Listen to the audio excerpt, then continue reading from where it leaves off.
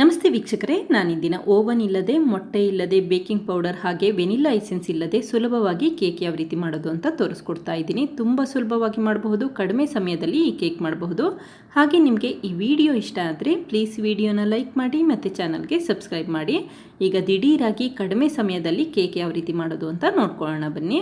ಮೊದಲು ನಾನಿಲ್ಲಿ ಒಂದು ಇಡ್ಲಿ ಪ್ಲೇಟ್ ತೊಗೊಂಡಿದ್ದೀನಿ. ಈಗ ಇಡ್ಲಿ ಪ್ಲೇಟಿಗೆ ಸ್ವಲ್ಪ ಎಣ್ಣೆ ಹಾಕಿ ಚೆನ್ನಾಗಿ ಸ್ಪ್ರೆಡ್ ಮಾಡ್ಕೊಳ್ತಾ ಇದ್ದೀನಿ. ನಾನಿಲ್ಲಿ ಇಡ್ಲಿ ಪ್ಲೇಟಿನಲ್ಲಿ ಯಾವ ರೀತಿ ಕೇಕ್ ಮಾಡಬಹುದು ಅಂತ ತೋರಿಸ್ಕೊಡ್ತಾ ಇದ್ದೀನಿ. ಈಗ ನೋಡಿ, ಇಡ್ಲಿ ಪ್ಲೇಟಿಗೆ ಚೆನ್ನಾಗಿ ಎಣ್ಣೆ ಸ್ಪ್ರೆಡ್ ಮಾಡಿ ಇಟ್ಕೊಂಡಿದ್ದೀನಿ. ನಂತರ ಒಂದು ಬಾಣಲೆಯ ಮಧ್ಯಭಾಗಕ್ಕೆ ಈ ರೀತಿ ಕುಕ್ಕರ್ ಪ್ಲೇಟ್ ಇಟ್ಟಿದ್ದೀನಿ. ಹಾಗೆ ಲಿಡ್ ಕ್ಲೋಸ್ ಮಾಡಿ 10 ನಿಮಿಷ ಬಾಣಲಿನ ಲೋ ಫ್ಲೇಮಲ್ಲಿ ಬಿಸಿ ಮಾಡಲಿಕ್ಕೆ ಇಟ್ಟಿದ್ದೀನಿ. ಇದೇ ಸಮಯದಲ್ಲಿ ಮಿಕ್ಸಿ ಜಾರಿಗೆ 4 ಟೇಬಲ್ ಸ್ಪೂನಷ್ಟು ಸಕ್ಕರೆ ಹಾಕ್ಕೊಳ್ತಾ ಇದ್ದೀನಿ.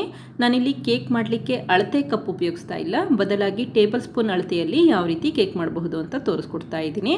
ಈಗ 4 ಟೇಬಲ್ ಸ್ಪೂನ್ ಸಕ್ಕರೆಗೆ 2 ಟೇಬಲ್ ಸ್ಪೂನಷ್ಟು ಮೊಸರು ಹಾಕ್ಕೊಳ್ತಾ ಇದ್ದೀನಿ. ನಂತರ 2 ಟೇಬಲ್ ಸ್ಪೂನಷ್ಟು ಸೂರ್ಯಕಾಂತಿ ಎಣ್ಣೆ ಅಥವಾ ಸನ್ಫ್ಲವರ್ ಆಯಿಲ್ ಉಪಯೋಗಿಸ್ತಾ ಇದ್ದೀನಿ. ಕೇಕ್ ಮಾಡಲಿಕ್ಕೆ ತೆಂಗಿನಕಾಯಿ ಎಣ್ಣೆ ಅಥವಾ ಕಡಲೆಕಾಯಿ ಎಣ್ಣೆ ಉಪಯೋಗಿಸ್ಬೇಡಿ, ಆವಾಗ ಕೇಕ್ ಚೆನ್ನಾಗಿ ಬರೋದಿಲ್ಲ. ಈ ರೀತಿ ಸೂರ್ಯಕಾಂತಿ ಎಣ್ಣೆ ಉಪಯೋಗಿಸಿ, ಆವಾಗ ಕೇಕ್ ಚೆನ್ನಾಗಿ ಬರುತ್ತೆ. ಈಗ 6 ಟೇಬಲ್ ಸ್ಪೂನಷ್ಟು ಗೋಧಿ ಹಿಟ್ಟು ಹಾಕ್ಕೊಳ್ತಾ ಇದ್ದೀನಿ. ನೀವಿಲ್ಲಿ ಗೋಧಿ ಹಿಟ್ಟು ಬದಲಾಗಿ ಮೈದಾ ಹಿಟ್ಟು ಅಥವಾ ರವೆ ಕೂಡ ಉಪಯೋಗಿಸಬಹುದು.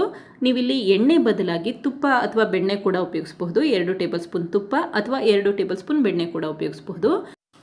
ಈಗ ನೋಡಿ, 6 ಟೇಬಲ್ ಸ್ಪೂನ್ ಗೋಧಿ ಹಿಟ್ಟು ಹಾಕ್ಕೊಂಡಿದ್ದೀನಿ. ನಂತರ 2 ಟೇಬಲ್ ಸ್ಪೂನಷ್ಟು ಕಾಯಿಸಿ ತಣ್ಣಗಿರುವಂಥ ಹಾಲನ್ನು ಹಾಕ್ಕೊಳ್ತಾ ಇದ್ದೀನಿ. ಹಾಲು ರೂಮ್ ಟೆಂಪ್ರೇಚರಲ್ಲಿ ಇರಬೇಕು, ಅಂಥ ಹಾಲನ್ನು ಉಪಯೋಗಿಸ್ಕೊಳ್ಳಿ. 2 ಟೇಬಲ್ ಸ್ಪೂನ್ ಹಾಲು ಹಾಕ್ಕೊಂಡ್ರೆ ಸಾಕಾಗುತ್ತೆ. ಈಗ ಲಿಡ್ ಕ್ಲೋಸ್ ಮಾಡಿ 2 ನಿಮಿಷ ಚೆನ್ನಾಗಿ ರುಬ್ಕೊಳ್ತಾ ಇದ್ದೀನಿ. ಸಕ್ಕರೆ ಎಲ್ಲ ಚೆನ್ನಾಗಿ ಕರಗಬೇಕು, ಅಲ್ಲಿವರೆಗೂ ರುಬ್ಕೋಬೇಕಾಗತ್ತೆ. ಈಗ ನೋಡಿ, ಚೆನ್ನಾಗಿ ರುಬ್ಕೊಂಡಿದ್ದೀನಿ. ಯಾವ ರೀತಿ ಕೇಕ್ ಬ್ಯಾಟರ್ ಬಂದಿದೆ ಅಂತ ಗೊತ್ತಾಗ್ತಾ ಇದೆ.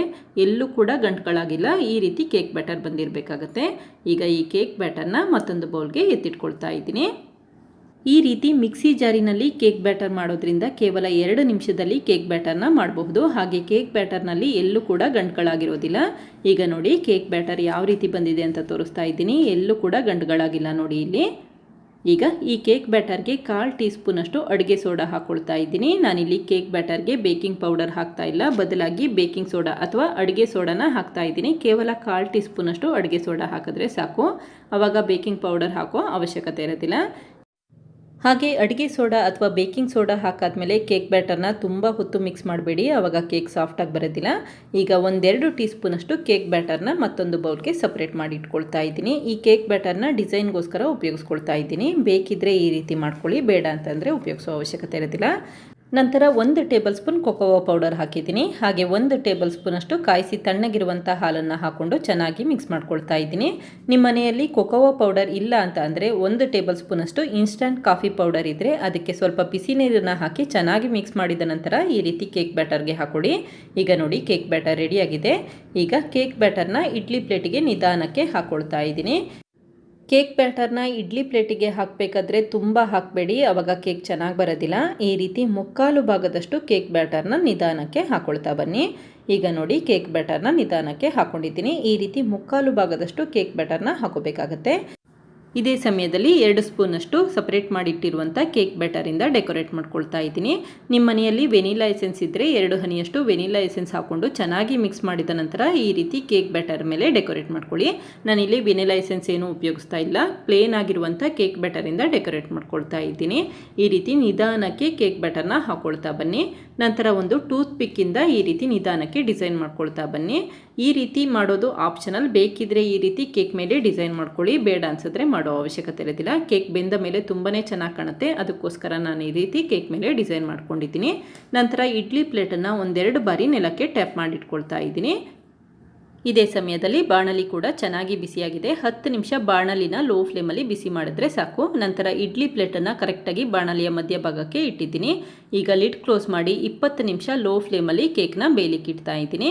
ಈಗ 20 ನಿಮಿಷ ಆಗಿದೆ ನೋಡಿ, ಕೇಕ್ ಎಷ್ಟು ಚೆನ್ನಾಗಿ ಉಬ್ಬಿ ಬಂದಿದೆ ಅಂತ ಗೊತ್ತಾಗ್ತಾ ಇದೆ. ಈ ರೀತಿ ಒಂದು ಟೂತ್ ಪಿಕ್ ಹಾಕಿದ್ರೆ ಕೇಕ್ ಅಂಟಬಾರ್ದು, ಆವಾಗ ಚೆನ್ನಾಗಿ ಬೆಂದಿದೆ ಅಂತ ಅರ್ಥ. ತಕ್ಷಣ ಸ್ಟವ್ ಆಫ್ ಮಾಡಿಕೊಂಡು ಇಡ್ಲಿ ಪ್ಲೇಟನ್ನು ಹೊರಗಡೆ ಎತ್ತಿಟ್ಕೊಳ್ತಾ ಇದ್ದೀನಿ. ಈಗ ಇಡ್ಲಿ ಪ್ಲೇಟನ್ನು ಒಂದು 10 ನಿಮಿಷ ತಣ್ಣಗಾಗಲಿಕ್ಕೆ ಹಾಗೆ ಇಡ್ತಾ ಇದ್ದೀನಿ. 20 ನಿಮಿಷ ಈ ಕೇಕ್ ಬೇಯಿಸಿದ್ರೆ ಸಾಕು, ತುಂಬ ಬೇಗ ಬೆಂದು ಬಿಡುತ್ತೆ. 10 ನಿಮಿಷ ಕೇಕ್ನ ತಣ್ಣಗಾಗಲಿಕ್ಕೆ ಹಾಗೆ ಇಡ್ತಾ ಇದ್ದೀನಿ. ಈಗ ಕೇಕ್ ಚೆನ್ನಾಗಿ ತಣ್ಣಗಾಗಿದೆ. ತಣ್ಣಗಾದ ನಂತರ ಈ ರೀತಿ ಸ್ಪೂನಿಂದ ಕೇಕ್ ಎಡ್ಜಸ್ಗಳನ್ನ ನಿಧಾನಕ್ಕೆ ಬಿಡಿಸ್ಕೊಳ್ತಾ ಇದ್ದೀನಿ. ನೋಡಿ ಕೇಕ್ ಎಷ್ಟು ಚೆನ್ನಾಗಿ ಬೆಂದಿದೆ ಅಂತ ಗೊತ್ತಾಗ್ತಾ ಇದೆ. ಕೇಕ್ ಹಿಂಭಾಗ ಕೂಡ ಕಪ್ಪಾಗಿಲ್ಲ, ಹಾಗೆ ಇಡ್ಲಿ ಪ್ಲೇಟ್ಗೂ ಕೂಡ ಕೇಕ್ ಅಂಟ್ಕೊಂಡಿಲ್ಲ. ತುಂಬ ಸಾಫ್ಟಾಗಿ ಈ ಕೇಕ್ ಬಂದಿರುತ್ತೆ. ಈ ಕೇಕ್ನ ಈಗ ಒಂದು ಪ್ಲೇಟಿಗೆ ನಿಧಾನಕ್ಕೆ ಜೋಡಿಸ್ಕೊಳ್ತಾ ಇದ್ದೀನಿ. ಇದೇ ರೀತಿ ಎಲ್ಲ ಕೇಕ್ಗಳನ್ನು ನಿಧಾನಕ್ಕೆ ಸ್ಪೂನಿಂದ ಬಿಡಿಸ್ಕೊಳ್ತಾ ಇದ್ದೀನಿ. ನೋಡಿ ಕೇಕ್ ಎಷ್ಟು ಚೆನ್ನಾಗಿ ಬೆಂದಿದೆ ಅಂತ ಗೊತ್ತಾಗ್ತಾ ಇದೆ.